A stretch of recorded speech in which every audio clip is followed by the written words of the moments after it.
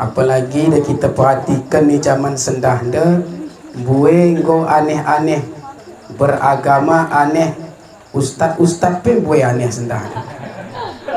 Dan kita perhatikan zaman sendah dah, kalau beribadah sembahyang ambil lompat-lompat ya sembahyang.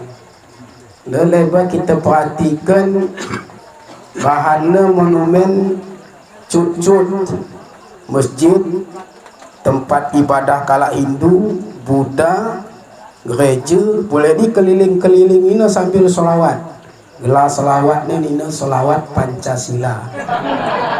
Bahkan pernah terjadi di Mekah, kala Indonesia pula ketika melaksanakan ibadah umroh, kawina jamaah membaca labbaik Allahumma labbaik, labbaik Allahumma labbaik. Ia tidak baca nadi, yang baca ni Pancasila, satu ketuhanan yang di baca ni keliling-keliling, sehingga ditegur oleh Raja Salman pada waktu itu. Jadi mudah-mudahan jamaah sekalian, kita teruslah berpegang teguh dengan dua nitadingkan oleh Nabi kita.